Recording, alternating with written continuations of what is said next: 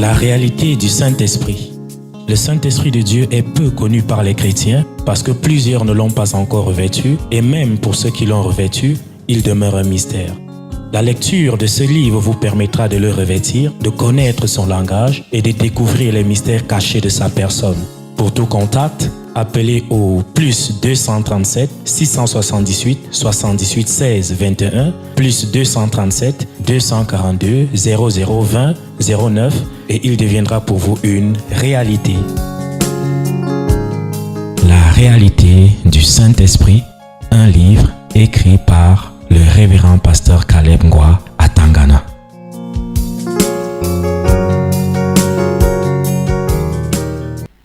Le Seigneur doit nous aider. Le Seigneur doit nous aider. Le Seigneur doit aider ce monde. Il a décidé de le faire. En ce temps-ci, il faudrait que ceux-là qui sont simples comprennent que tout ce qui a été mis en place, soit comme gouvernance, soit comme politique, soit comme toutes les théories et les systèmes qui sont là. Vous qui êtes simple, vous n'avez pas besoin de copier ces choses-là, d'imiter ces choses-là, ayant le cœur de voir la transformation ou le changement dans votre société. La seule référence, la vraie référence, c'est Dieu. Le Dieu de la Bible. Même comme dans les écrits là-bas et les philosophies, les théories là-bas dehors, on vous fait croire que la Bible est le livre des Juifs et que le christianisme, ça c'est pour les Juifs, c'est pour un peuple. Ce n'est pas vrai. Lisez bien cette Bible et vous allez voir que ce peuple en question est même le peuple le plus rebelle vis-à-vis de Dieu.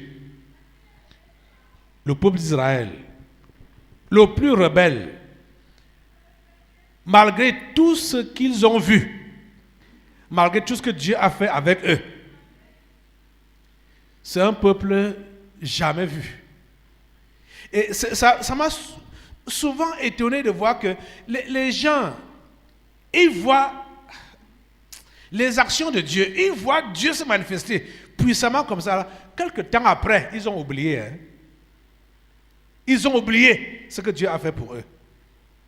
Mais quand je vous vois également, surtout ici au tabernacle de la liberté, vous comportez de la même manière, je dis, l'homme est le même. Il n'y a pas de changement. Il n'y a pas de différence. L'homme est le même. L'homme est le même. Tellement compliqué, tellement incrédule, tellement rebelle. Même après avoir tout vu, il va encore voir. Hey! Même après avoir tout entendu, il va encore entendre. C'est terrible. C'est terrible. L'homme est têtu. Têtu.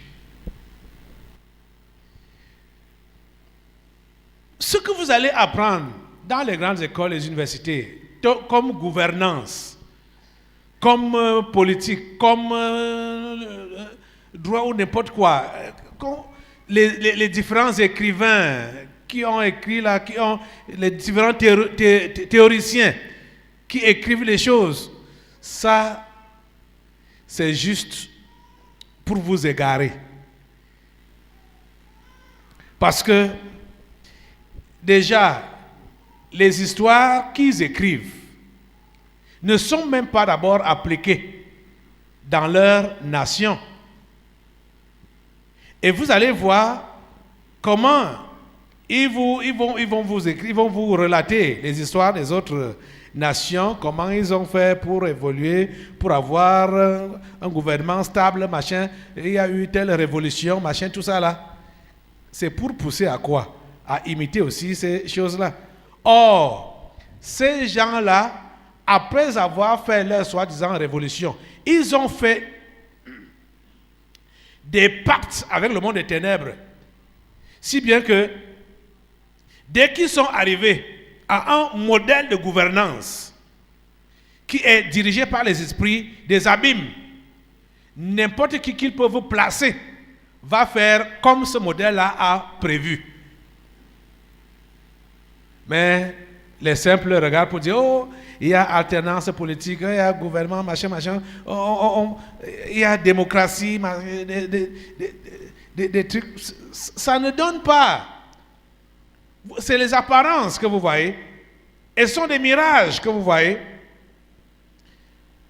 Quand vous allez, vous regardez l'Europe au travers de la télé, de la presse, vous avez l'impression que c'est le paradis parce que ça brille. Ils ont fait ces choses-là pour attirer les simples. La plupart des gens, des Africains qui ont donc dit que je veux changer de vie en voyageant, en allant de l'autre côté, plusieurs confirment.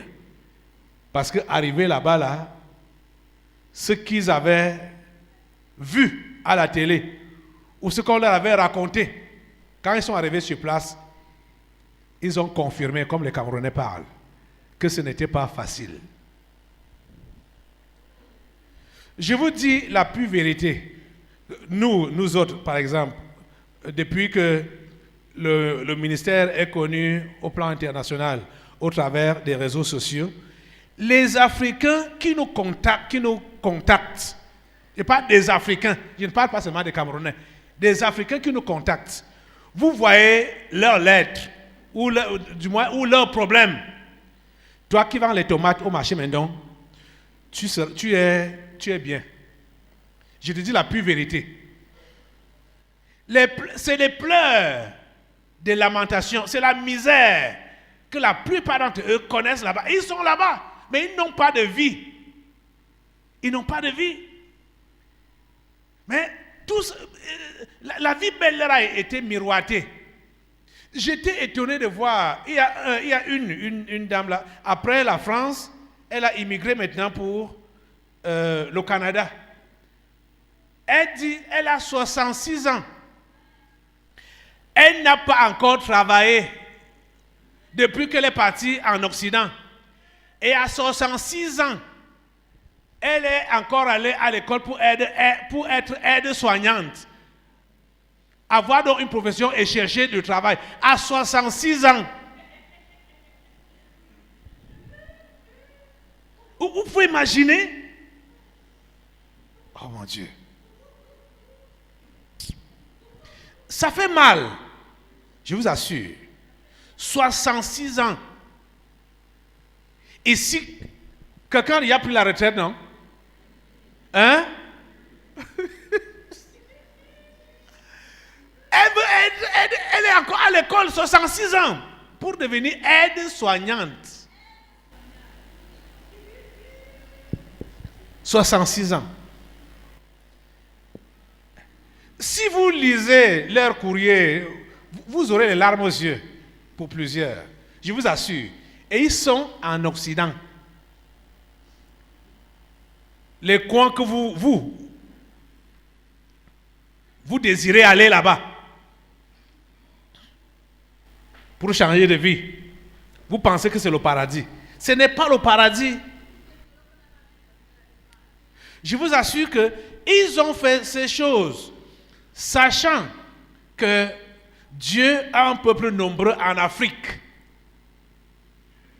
Là-bas, ils ont déjà verrouillé leur système maléfique, diabolique, sataniste. C'est déjà verrouillé. Dieu n'est pas au programme. C'est eux-mêmes qui sont des dieux. Vous comprenez ça?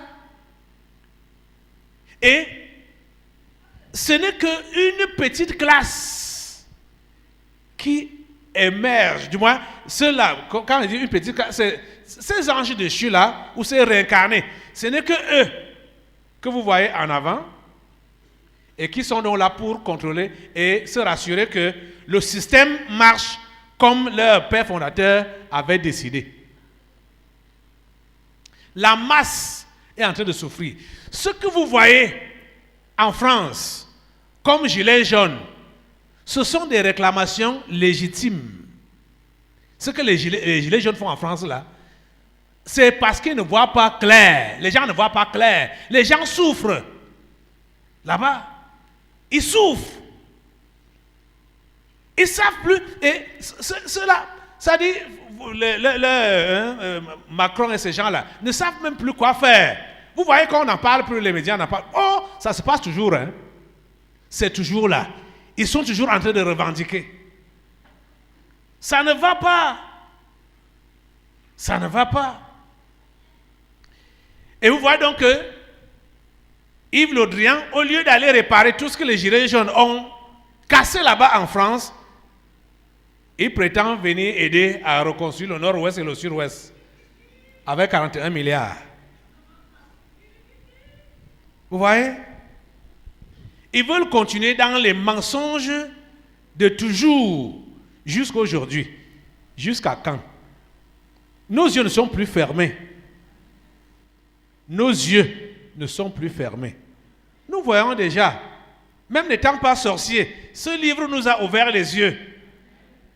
La Bible nous a ouvert les yeux pour que nous puissions voir et que nous puissions comprendre que nos gens sont entrés dans des alliances avec ces Occidentaux pour nous piller. Et ce n'est pas seulement le pillage du matériel, des ressources du sous-sol, mais c'est le pillage de l'âme. C'est-à-dire, pour que les Africains, en souffrant et en voyant comment ils sont malmenés et maltraités, parce que ce que vous voyez, s'il faut se tenir sur le Cameroun seulement, vous voyez que ceux qui méritent même, soit du travail ou des postes, ou méritent de diriger, sont mis à l'écart. C'est des gens qui ont partisé avec eux, qui sont dans les sectes comme eux, qu'on place et qui ne connaissent même rien. Vous voyez ça? Et tout cela vise quoi? À faire murmurer, aigrir, révolter les simples pour qu'ils disent que on va où dans tout ça? Qu'est-ce qui se passe? Et quand ils vont donc lire les livres qu'ils ont écrits, qu'il y a eu la révolution du 14 juillet, machin, c'est quelle année là que la France a fait ça? La révolution, machin, ils vont lire ces choses-là et engager donc des actions révolutionnaires, des révoltes. Et quand il y a révolte, vous savez qu'il y aura des morts. Il y aura des morts, le sang va couler. Et le sang des innocents va couler. C'est ça qu'ils veulent. Ils savent très bien que le sang souille le pays. Et quand le sang innocent est versé, le pays est souillé, il n'y a plus la grâce de Dieu. Le ciel se ferme. Donc, c'est leur travail là-bas, c'est leur objectif là-bas. Donc, que le sang des innocents, le sang des Africains ne cesse de couler, le sang innocent ne cesse de couler pour que le pays reste souillé. Et quand c'est souillé comme ça, et ils auront donc le temps, Dieu nous aura fermé les yeux. Hein? Et ils auront donc le temps de venir voler, de venir piller, de venir piller, de venir piller. Et en vous insultant en même temps, vous êtes pauvres. Et vous êtes endettés, vous êtes pauvres, vous êtes endettés, vous êtes pauvres, vous ne valez rien, vous ne pouvez rien. Vous voyez, non? Le modèle de gouvernance de n'importe quel pays ici au monde, à l'heure actuelle, ne reflète pas ce que Dieu a prévu. Parce que ces gens-là ne sont pas de lui, ils ne sont pas de Dieu. pour avoir une gouvernance qui sera selon la volonté de Dieu. S'ils ne sont pas de Dieu, ils sont du diable. Et s'ils sont du diable, ils vont travailler pour qui? Pour le compte du diable. Donc ne vous attendez pas à des miracles. Ne vous attendez pas à quelque chose de contraire à ce qu'ils ont prévu faire. C'est-à-dire irriter les simples, les révolter et permettre à ceux qui insultent même Dieu, qui disent que c'est Dieu qui les a abandonnés. La richesse n'est pas la quantité d'argent qu'on a. La richesse n'est pas la quantité de voitures qu'on a. La richesse n'est pas la quantité d'entreprises qu'on a. La richesse, la vraie, c'est d'abord la paix du cœur. Quand tu as cette paix du cœur-là, tout ce que tu peux avoir, soit pour te nourrir ou pour vivre, cela va te satisfaire. Quand tu as la paix du cœur, tu es riche. Tu comprends, non? Ceux des enfants de Dieu qui peuvent avoir des revenus restreints et à cause de ça, il manque de paix. Vous êtes en train de vous appauvrir.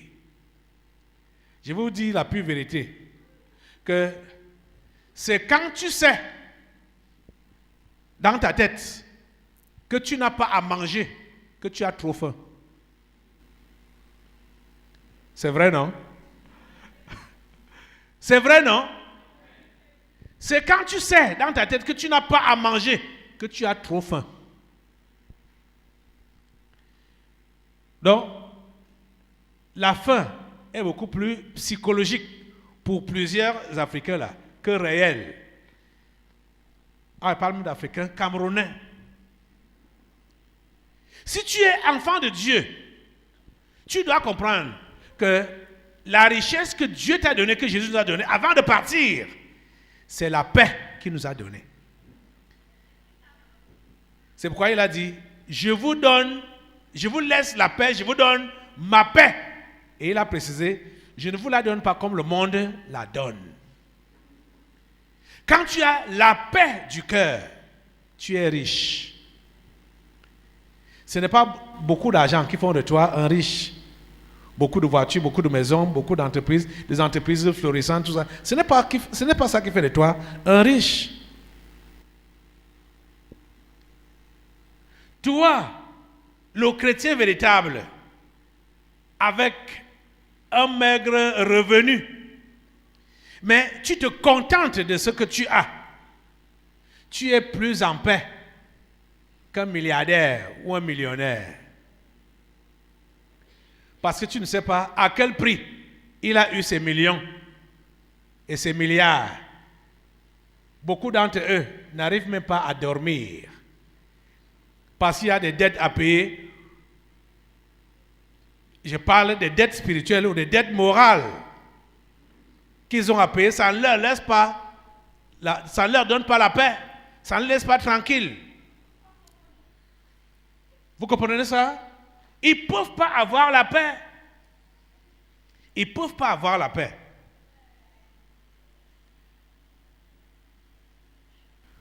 Vous qui cédez facilement à leur chantage, et ceux qui peuvent être dans une classe sociale un peu élevée là, ils vont nous dire, ok, il faut que je prenne les commandes, il faut que je sois quelqu'un dans ce pays pour changer les choses.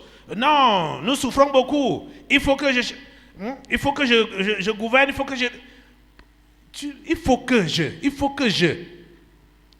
Tu peux faire quoi? Tu peux faire quoi? Si tu ne t'appuies pas sur Dieu, tu es un simple. Tu peux faire quoi pour changer les choses? Tu peux faire quoi? Tu es capable de quoi? simple. Toi simple.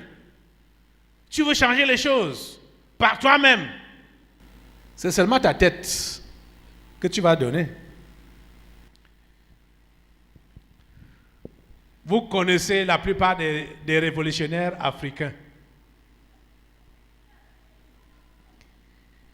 qui étaient vraiment sincères, qui voulaient vraiment voir le changement de leur peuple et de leur continent. Au niveau de Sankara, c'était au niveau de son pays, il voulait voir son pays changer. Kadhafi voulait voir le continent africain changer. Ils ont voulu le changement, le bien-être de leur population, de leur peuple. Mais qu'est-ce qui leur est arrivé? On les a écrasés. En utilisant qui? En utilisant leurs propres frères contre eux. Le règne convient au juste. Mais le juste ne s'improvise pas. Le juste est choisi par Dieu. Et Dieu a donné des critères. Et on voit que quand ce juste-là prend les commandes, il doit avoir un père spirituel.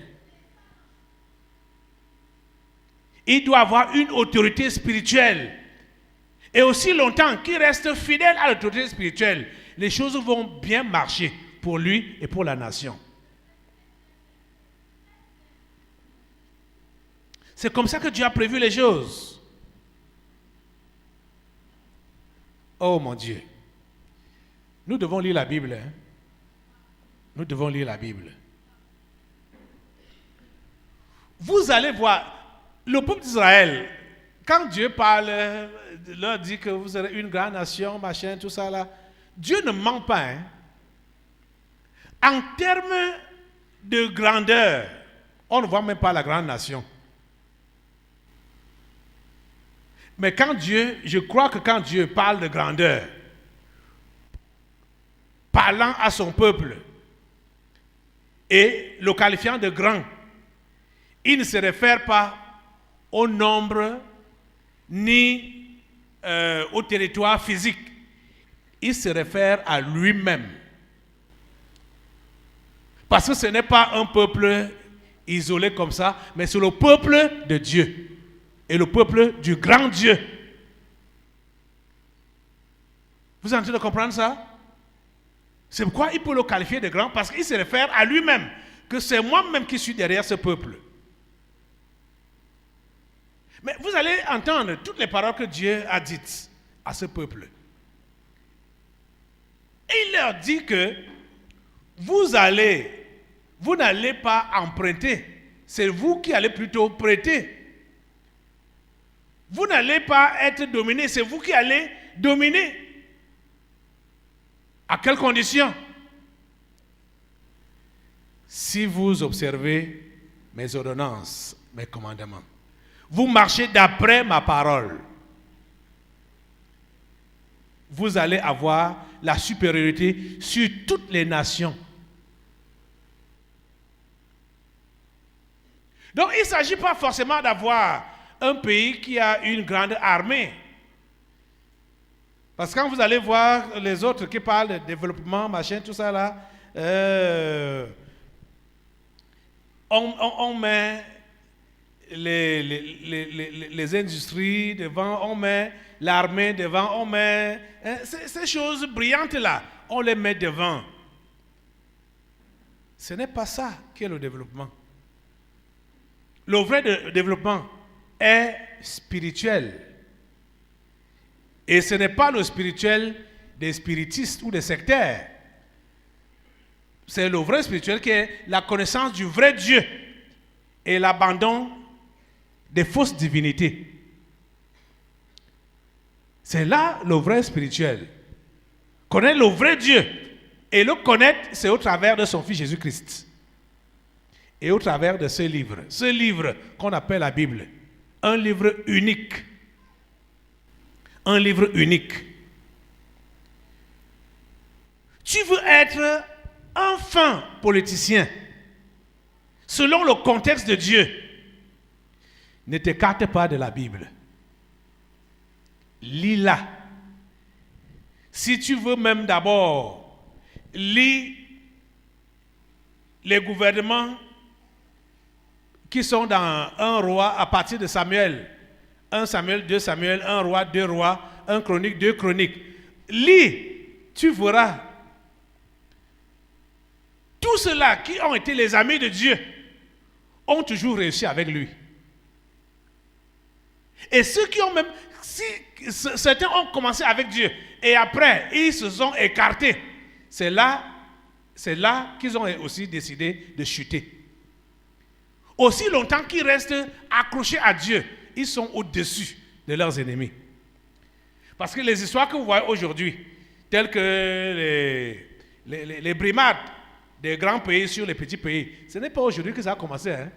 Le monde a toujours existé et fait des choses comme ça. Les nations plus grandes ont toujours essayé de dominer sur les petites nations, prélever sur elles les impôts, le tribut et consorts. Ça a toujours existé comme ça. Ça a toujours été le cas comme ça.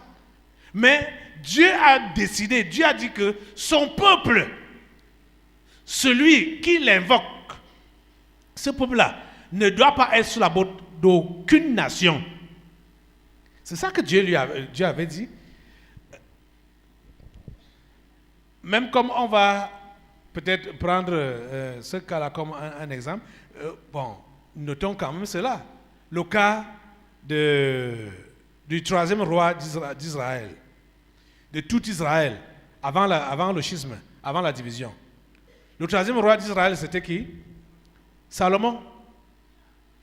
Le roi Salomon, voilà un roi qui a donc connu ce qu'on appelle un règne paisible. Pendant tout son règne, Salomon n'a mené aucune guerre. Parce que du vent de son père, il a fait toutes les guerres et a assuré la paix de tous les côtés d'Israël. Donc on savait que le Dieu d'Israël est un Dieu fort. Donc aucune nation n'osait plus les attaquer.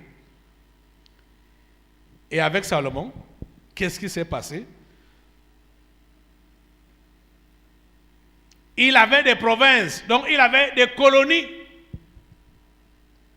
qui lui payaient le tribut. Les gens venaient depuis l'Afrique pour aller faire des présents à Salomon. Vous comprenez ça? Il n'a pas fait de guerre pour annexer ou pour coloniser. Il n'a pas versé le sang, ce genre de sang-là, de guerre. Il n'a pas fait ça. Mais les gens, eux-mêmes, partaient volontairement se soumettre à sa sagesse, à son autorité, parce que Dieu l'avait choisi. Il recevait les présents de partout, sans user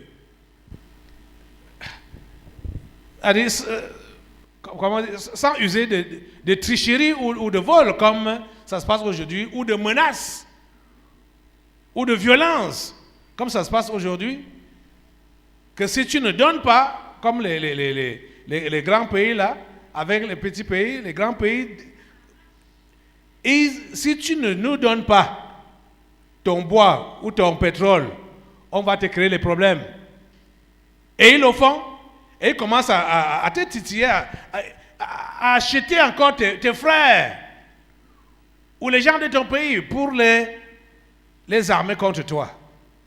Ce n'est pas comme ça que Salomon a fait pour avoir les richesses de ces pays-là.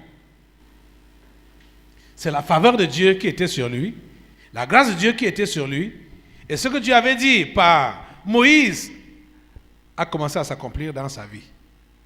Seul comme ça. Vous n'avez pas besoin d'avoir une grande armée, forcément, avant que les autres nations se soumettent à vous. Aujourd'hui, c'est ça que les soi-disant grands pays là mettent en avant. Ils ont l'armée.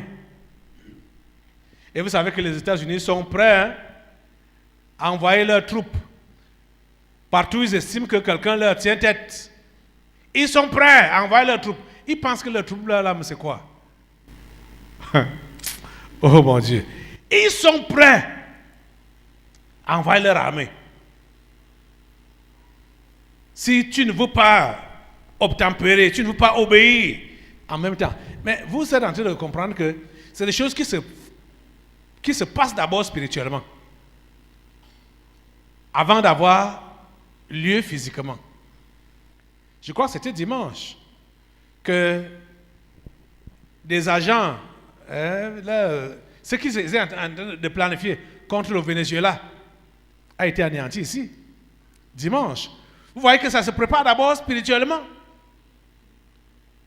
Donc ils se préparent d'abord spirituellement. Si spirituellement ils réussissent, c'est physiquement, ce n'est que la formalité. Vous allez seulement entendre que voilà, l'Amérique a envahi tel pays, l'Amérique a envahi tel autre pays. Depuis qu'ils ont menacé d'envahir le Venezuela, depuis le début de l'année, l'année 2019, si, une année dure, depuis le début de cette année, ils ont dit qu'ils vont envoyer leurs militaires au Venezuela pour renverser Maduro. Ils ont fait ça quand? Ils ont fait ça quand? Les bêtes ou les animaux, les esprits méchants qui étaient derrière toutes ces choses-là, ils se sont dévoilés ici. Et à chaque fois, même quand on ne pense même pas, on n'a même pas mentionné Venezuela, quand quelque chose se prépare là-bas, Dieu envoie ça ici. Directement, pour que cela soit anéanti. Vous voyez qu'on fait confiance en Dieu. Si on lui fait entièrement confiance, on n'a pas besoin de verser le sang innocent. Ceux qui vont nous combattre, qui vont se lever contre nous et qui voudront nous combattre, Dieu lui-même va les combattre sans que nous puissions lever notre main, sans que nous puissions verser le sang de quiconque. Dieu lui-même, il saura comment il va le faire, mais il le fera. Il suffit qu'on lui fasse confiance. Vous comprenez ça? Il suffit qu'on lui fasse confiance. Donc, qu'est-ce qui fait à ce que beaucoup de nos chefs cèdent? Je veux parler des chefs africains ou des chefs des petits pays. C'est juste parce qu'ils ne connaissent pas Dieu. Et malheureusement, la plupart d'entre eux n'ont même pas été choisis par Dieu. Ils n'ont pas été placés par Dieu. Ce qu'on dit dans Romains 13, que toute autorité vient de Dieu, vous comprenez la justification dans Deutéronome 17. Ce n'est pas toute autorité qui vient de Dieu, forcément. La plupart de ceux qui sont comme autorité maintenant là ne sont pas de Dieu. Pour être de Dieu, il faut remplir les conditions de Deutéronome 17.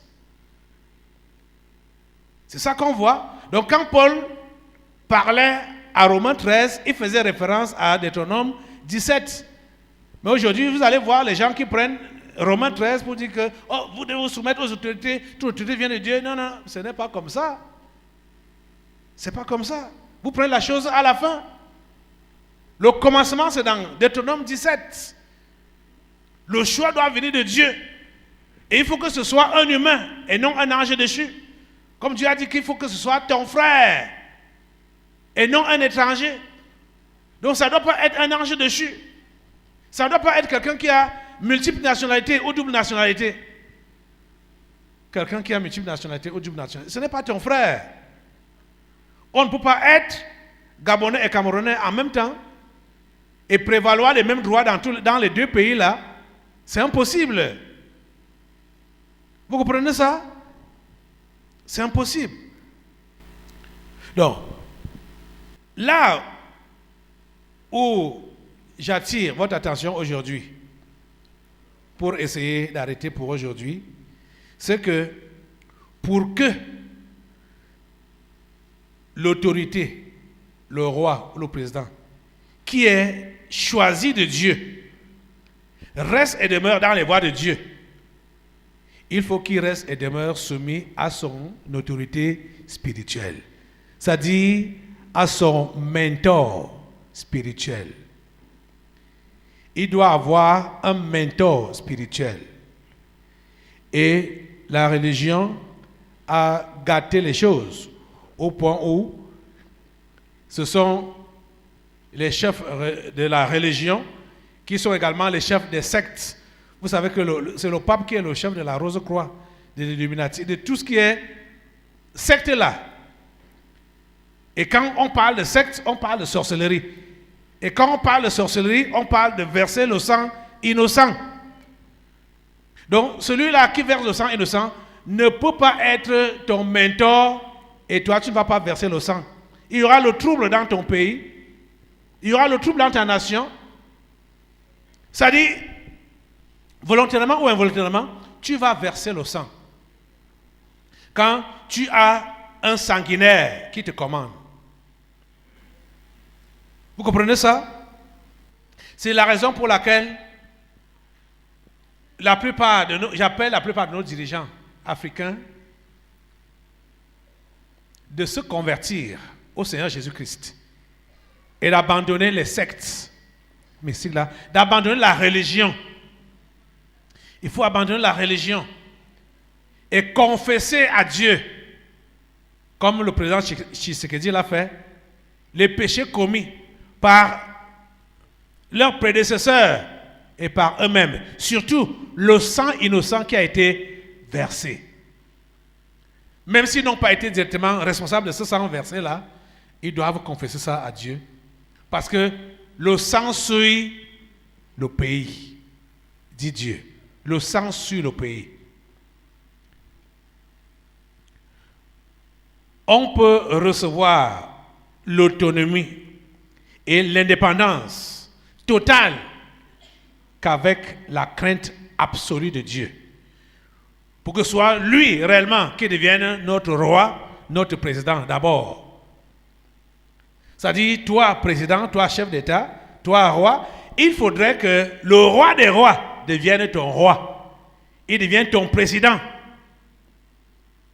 C'est là que tu pourras diriger ton peuple d'après ses voies. Et tu dois te rassurer que ton règne sera inébranlable. Parce que lui-même va te soutenir. Vous comprenez ça? Je vous l'avais déjà dit que si vous n'avez pas la crainte de Dieu, vous ne devez pas avoir les ambitions politiques. Je le redis aujourd'hui. Si vous n'avez pas la crainte de Dieu, n'aspirez pas à la politique. Parce que si vous le faites, vous allez faire comme les autres qui vous ont précédés.